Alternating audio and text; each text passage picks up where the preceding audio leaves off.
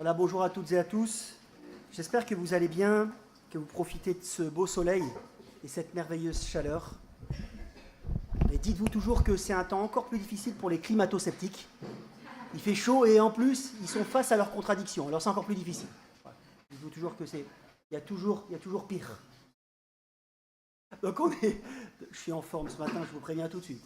Nous sommes dans une période de prédication libre à l'Assemblée au Triolo cet été et j'ai eu à cœur de prêcher sur le livre des Rois que je relis depuis quelques semaines. Je ne sais pas si vous aimez l'Ancien Testament et si vous aimez ces livres-là. Ils sont, je trouve, formidables. Et j'ai à cœur de prêcher sur particulièrement un petit passage ce matin qui se trouve dans ce qu'on appelle le cycle du prophète Élisée. Et je vous invite tout de suite à le lire afin de le commenter. Ouvrez vos Bibles au deuxième livre des Rois, 2 Rois chapitre 4, versets 1 à 7, page 259 pour ceux qui ont cette Bible. Voilà. Vous pouvez vous lever, en prendre une si vous n'en avez pas. Page 259, 2 Rois chapitre 4, versets 1 à 7, un petit passage, mais un passage extrêmement riche.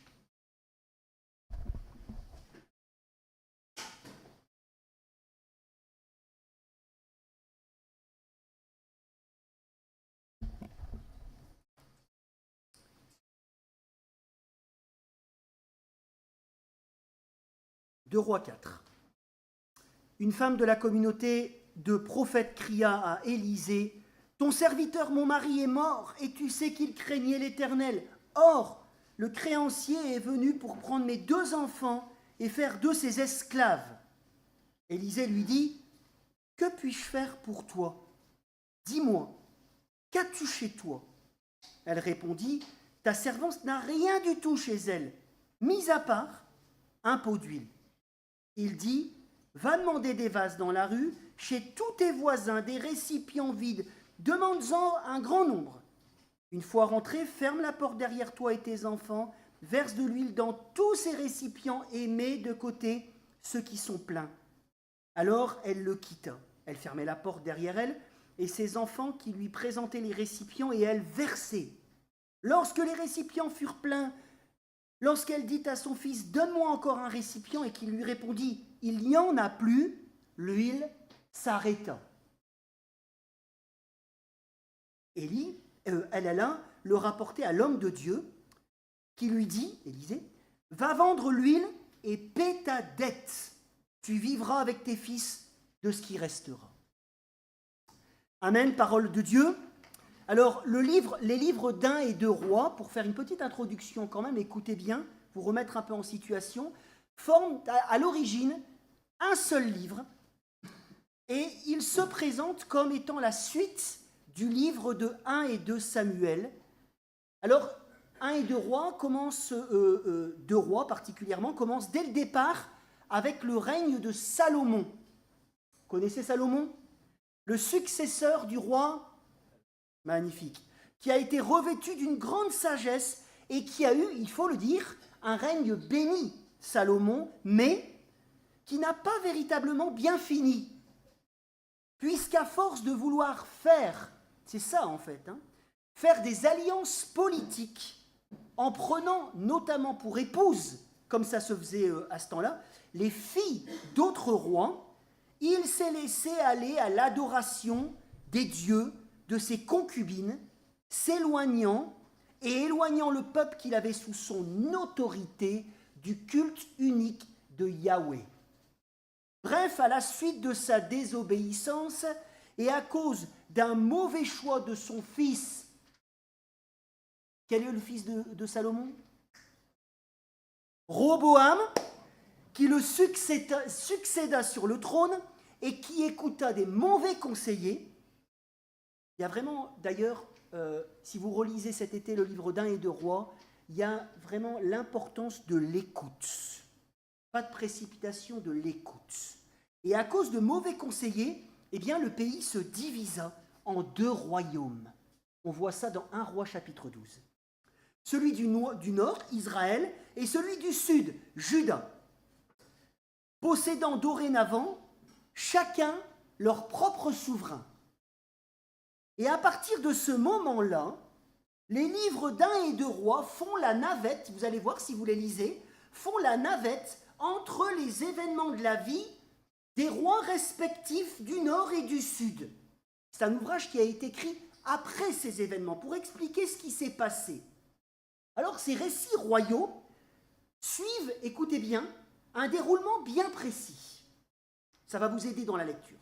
Pour chaque roi, il y a une notice d'introduction qui nous relate, entre autres, son accession au trône et son ascendance, avec une conclusion qui met en avant notamment les autres sources consultables, mais qui ont disparu aujourd'hui. Avec entre les deux, et parfois au début, souvent, un jugement moral ou théologique sur le règne de chaque souverain selon des critères préétablis. Premièrement, est-ce que ce souverain a-t-il adoré Dieu? Deuxièmement, est-ce qu'il a empêché l'idolâtrie dans le pays? Et est-ce qu'il a été fidèle à l'alliance entre Dieu et le peuple? Vous savez, 1 Samuel, 2 Samuel, 1 roi, 2 rois, c'est vraiment des livres qui décrivent la vie du peuple en pays promis et est-ce qu'ils ont obéi finalement à la loi de Moïse dans la Torah. Alors si vous lisez ces livres, vous vous rendrez compte, mes amis, aucun n'a été pleinement à la hauteur du roi messianique, rappelez-vous, qui était promis dans l'Ancien Testament en 2 Samuel 7, le descendant de David. Aucun n'a été à la hauteur, même si certains ont fait des très bonnes choses, comme quels sont les bons rois, par exemple? Est-ce que vous en connaissez quelques-uns? Oui, Josias, Ézéchias. Donc il y en a eu quelques-uns, n'est-ce pas? Toutefois, aucun n'a réussi à faire en sorte que les promesses faites à Abraham, s'installer dans la terre, n'est-ce pas, avec le Messie et être une bénédiction pour les autres nations, un rayonnement, aucun n'a réussi à ce que ces promesses deviennent réalité. Les deux royaumes finiront même à la fin du livre, à cause de la désobéissance des rois, mais aussi de la population, par être emportés en Assyrie pour le nord, en 722, et à Babylone en 586 pour le sud. Mais, et c'est là où on va reconnecter avec notre texte, Dieu est fidèle. Amen. Et il n'abandonne jamais son peuple. Amen. Des réalités manifestées par les ministères des prophètes. Des prophètes qui apparaissent successivement dans ces livres. On voit par exemple arriver, avant celui d'Élisée, le prophète Élie.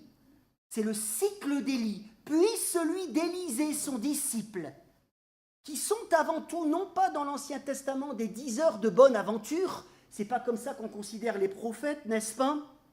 Mais des porte-paroles de Dieu dans les ténèbres.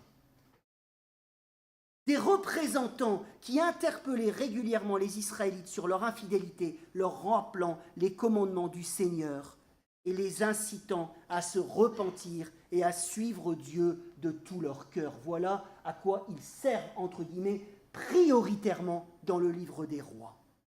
Ils proclament aussi, parce qu'il y a beaucoup de miracles en cette période, n'est-ce pas? Beaucoup de miracles. Ils proclament par les miracles qu'ils accomplissent la sainteté de Dieu. Le fait qu'ils soient à part, totalement à part, différents des idoles vers lesquelles était attiré sans cesse Israël. Oui, Yahweh est à part, notamment parce que sa parole est vivante, sa parole est puissante. Et lorsque les prophètes disent dans ces livres ou font quelque chose, eh bien vous allez vous rendre compte que ça s'accomplit. À l'inverse de ce que les prophètes des idoles disent, il n'y a rien qui s'accomplit. Élie dira même, ben, ils sont en train de dormir, qu'est-ce qu'ils font? Il y a quelque chose qui ne va pas avec vos dieux? Mais quand les prophètes de l'Éternel disent, ça s'accomplit. Et c'est d'ailleurs un des critères, Deutéronome 18, de la vérité de leur ministère. Ça doit s'accomplir s'ils sont des vrais prophètes. Deuxième point de ma prédication, Élisée vient au secours d'une veuve. Élisée, c'est le disciple d'Élie. C'est pour voir si vous suivez quand même un petit peu. Il fait chaud, je sais, mais bon. Un personnage, Élie, plutôt sauvage. Si vous aviez croisé Élie, peut-être sur le bord d'un chemin, vous seriez peut-être étonné de son aspect. Un personnage plutôt sauvage, vivant dans le désert. Et Élisée, c'est un disciple qui est resté avec Élie jusqu'à la fin de son ministère. C'est vraiment quelqu'un de fidèle, si vous allez lire cette histoire. Élisée ne voulait pas quitter Élie jusqu'à son départ. Il voulait recevoir de lui. Et Élie avait demandé, suite à la question de son maître, Élisée, suite à la question de son maître, Élie lui avait demandé ce qu'il voulait qu'il fasse pour lui, pour la transition. Et Élisée, qu'est-ce qu'il lui a répondu? Une double portion de ton esprit. Littéralement, une bouche de deux. Une bouche de deux. Élisée a demandé en fait ici la part du fils aîné dans l'héritage spirituel d'Élie. Et je ne sais pas si vous le saviez, mais Élie a accompli combien de miracles? Combien? 7. Et Élisée, on a accompli combien? 14. Il est fort. Ça montre que Élisée est bien le successeur légitime du grand prophète et qu'il a reçu de Dieu ce qu'il avait demandé. Bref, pour l'un de ces miracles que nous avons lus tout à l'heure, celui qui nous intéresse aujourd'hui, tout commence par l'arrivée, écoutez bien mes amis, d'une femme qui vient vers le prophète pour lui exposer sa situation. Elle est comment sa situation à cette femme? Comment? Elle est tragique. Oui, parce qu'en plus elle est veuve. Elle est tragique. Elle fut la femme, explique-t-elle, d'un littéralement fils des prophètes. Ce terme ne désigne pas des enfants, mais des gens, écoutez bien, qui constituaient un groupe d'apprentis formés par des prophètes confirmés comme Élie ou Élisée. Bref, son mari, et vous avez remarqué qu'elle estimait son mari. Regardez verset 1. Elle estimait son mari. Son mari est mort, explique-t-elle, et il avait des dettes. Il faudrait toujours réfléchir à la brièveté de la vie avant de contracter des dettes pour sa famille. N'est-ce pas? On ne sait pas trop comment il a été endetté, certainement pas pour des mauvaises choses, parce qu'il est dit dans le texte qu'il craignait le Seigneur. Est-ce qu'il avait contracté un prêt pour son école de prophète, son logement étudiant, ou les deux? On ne sait pas. Ça rigole, hein, n'est-ce pas?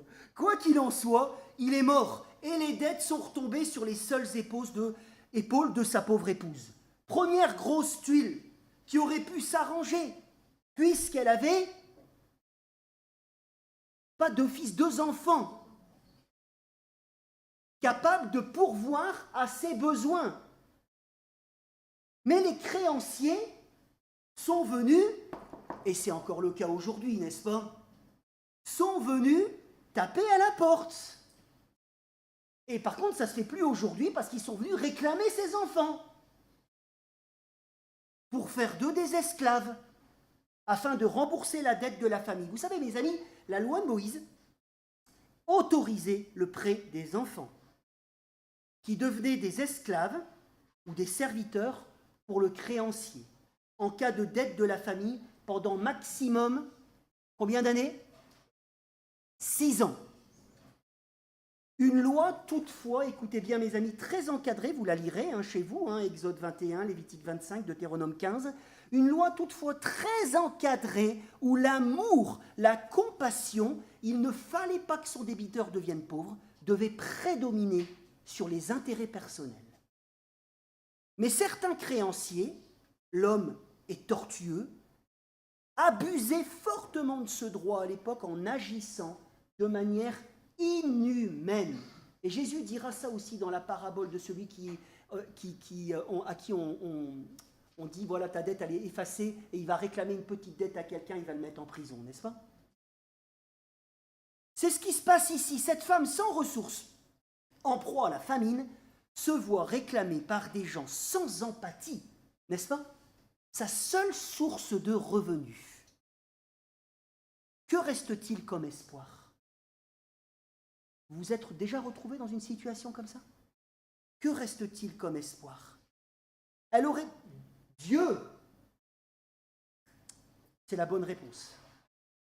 Elle aurait pu espérer peut-être qu'un de ses proches puisse racheter sa dette. Sa situation relève du droit de rachat, comme avec Ruth. Voyez? Mais apparemment, personne non plus à l'horizon pour faire preuve de compassion envers elle. Elle se trouve dans une voie sans issue, direction en fait la ruine financière et la ruine familiale. Mais elle ne reste pas là sans rien faire. Et c'est ce qui est admirable. Elle ne reste pas là à se morfondre. Peut-être a-t-elle pleuré sur sa situation. Mais elle ne se replie pas sur elle-même. Elle se tourne, oui mes amis, écoutez bien, elle se tourne vers l'extérieur. C'est-à-dire ici, vers le Seigneur, représenté par Élisée, vers qui elle crie, elle implore, sans toutefois rien exiger. Elle ne dit pas à Élisée, fais ceci, fais cela, on doit faire ci, je devrais avoir ça, etc. Non, elle crie, elle implore, elle expose sa situation sans rien exiger. Et Élisée, quant à lui, l'ayant écouté avec attention et compassion, il représente Dieu quelque part là-dedans, lui demande ce qu'il peut faire pour elle, en sachant très bien ce qu'il doit faire, puisqu'il a vraiment écouté. Regardez dans votre texte, sa question suit immédiatement dans le texte sa consigne, afin qu'elle reçoive. Qu'est-ce que tu as? Fais ceci. Oui, il ne lui dit pas, comme l'apôtre Jacques dira plus loin, il ne lui dit pas « Ok, je vais prier pour toi, c'est vraiment dramatique ce que tu vis, Dieu pourvoira à tes besoins en repartant d'une manière un peu détachée, mais il désire agir concrètement pour elle, concrètement.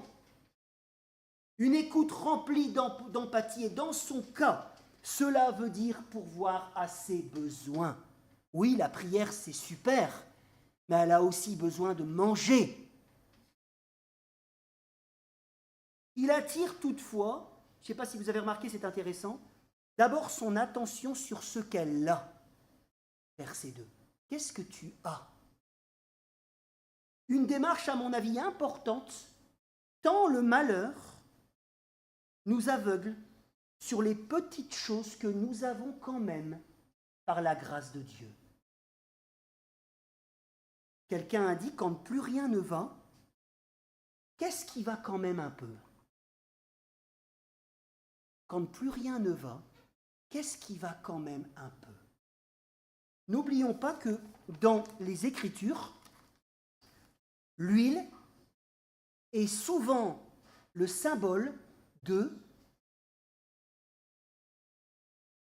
Comment? Oui, de la présence de Dieu. De la présence de Dieu. On pourrait dire que ce qui va quand même, c'est que Dieu est là via son prophète. D'ailleurs, elle commence, et ça montre son état d'esprit, donc c'est un rappel important pour elle, elle commence par lui répondre quoi? Je n'ai rien du tout, mis à part un flacon d'huile.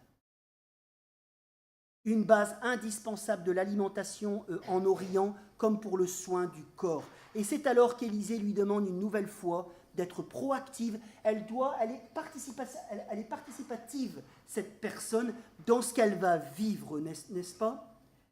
Élisée va lui demander d'être proactive, de continuer à prendre sa part dans cette démarche pour bénéficier de son aide miraculeuse. Elle doit, par la foi, aller chercher le plus de vases chez ses voisins.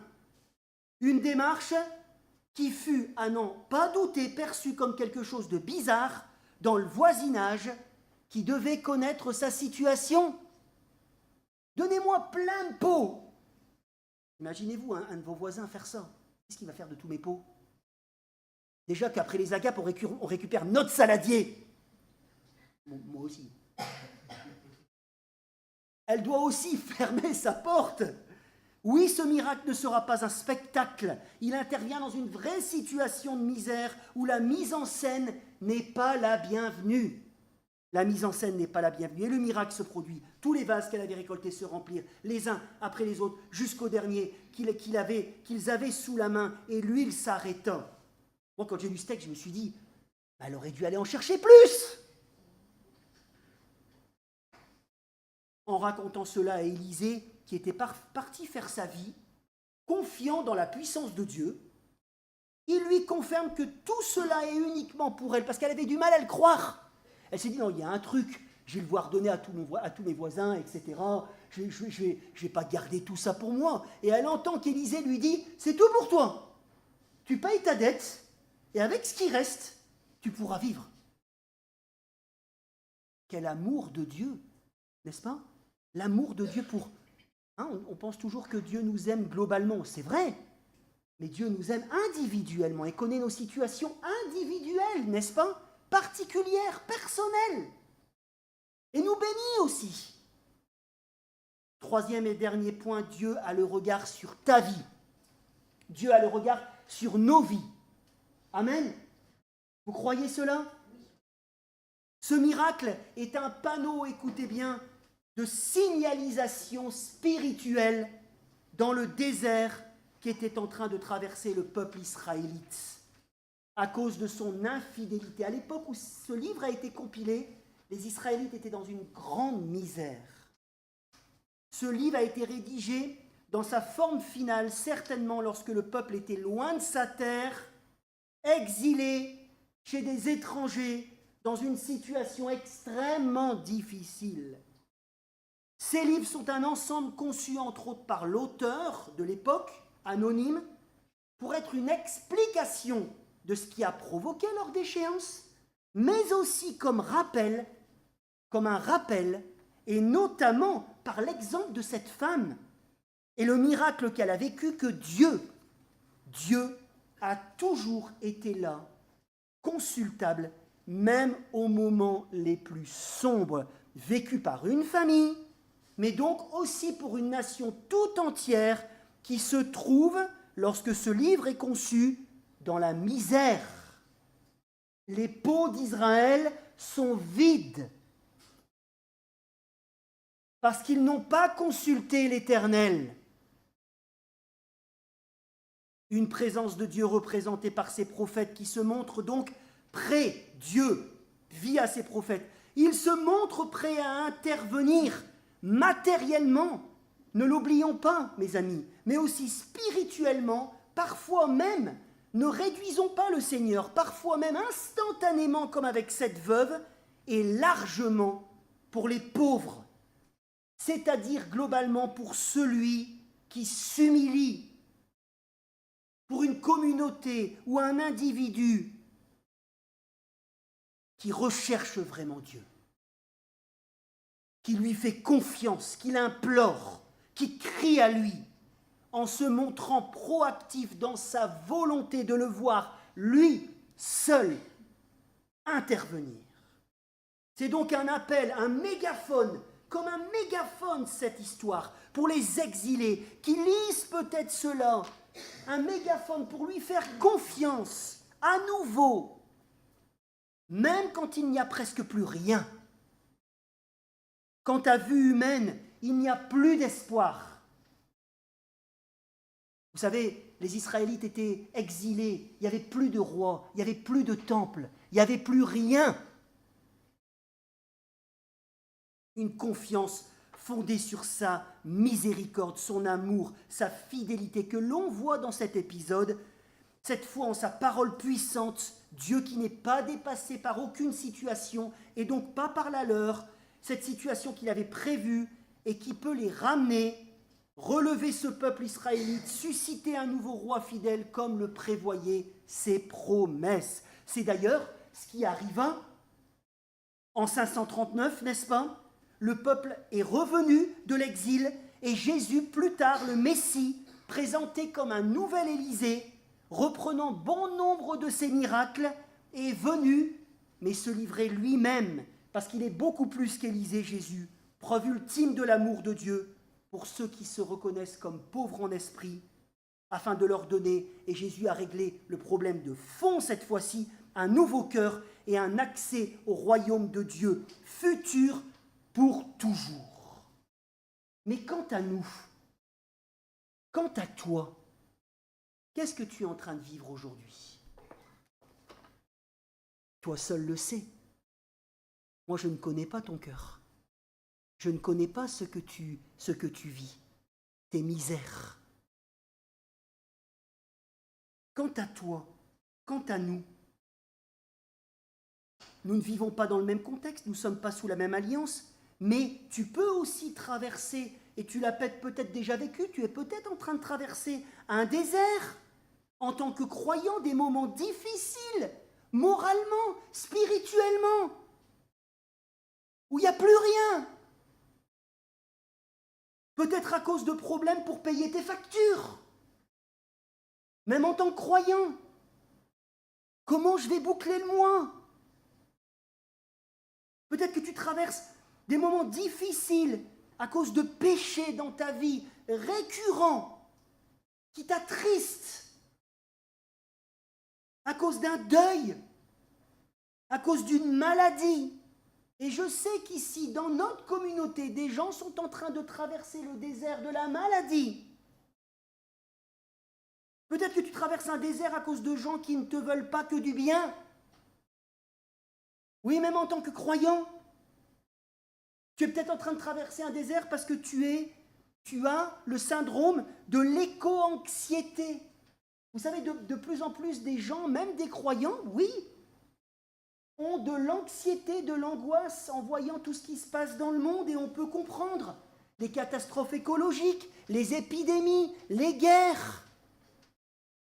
Ça s'appelle l'éco-anxiété. Ça ne sert à rien de le nier, ça ne sert à rien de dire que non, pas dans l'Église, bien sûr que si. Ouvrons les yeux. Touchés par ce que traverse notre monde, les difficultés. Eh bien, mon ami, ma sœur, mon frère, fort de ce que nous avons vu dans ce texte, éclairé en plus par l'évangile de Jésus-Christ, manifestation suprême de la fidélité, de l'amour et de la puissance de Dieu pour secourir dans tous les domaines. Secourir dans tous les domaines. Amen, amen. Tous les domaines. Ne choisis pas l'espoir. Ne choisis pas l'espoir. Et qu'est-ce qui lui est arrivé à Aurélien? Il est tombé sur la tête. Non, ne choisis pas l'espoir. Je veux parler d'un sentiment qui porte à espérer en d'autres choses qu'en Dieu, ou en plus de Dieu dans ma foi. Vous savez, par exemple, je peux espérer, même en tant que croyant, en l'être humain, pour le fait de régler les crises que nous vivons. Mais la Bible nous dit que les catastrophes vont s'accélérer. Alors qu'est-ce que je fais de cela? Si j'ai l'espoir en l'être humain, je suis mal barré. Ça ne veut pas forcément dire qu'en l'être humain, rien n'est bon. Je ne suis pas en train de dire ça et qu'il ne peut rien faire pour pouvoir alléger ce qui est en train de se passer. Ce n'est pas ce que je suis en train de dire, mais néanmoins, je peux porter mon espoir sur la technique humaine pour que ce monde à nouveau puisse prospérer. C'est parce que la Bible dit. Ne choisis pas non plus le désespoir, le désengagement pour ce monde et le repli sur soi. Non, pas le désespoir, Pas le désengagement pour ce monde, le repli sur soi dans une caverne. Non, il y a une troisième voie que nous voyons clairement dans ce texte. La voie du chrétien empruntée par cette veuve, c'est l'espérance en Dieu. L'espérance en Dieu.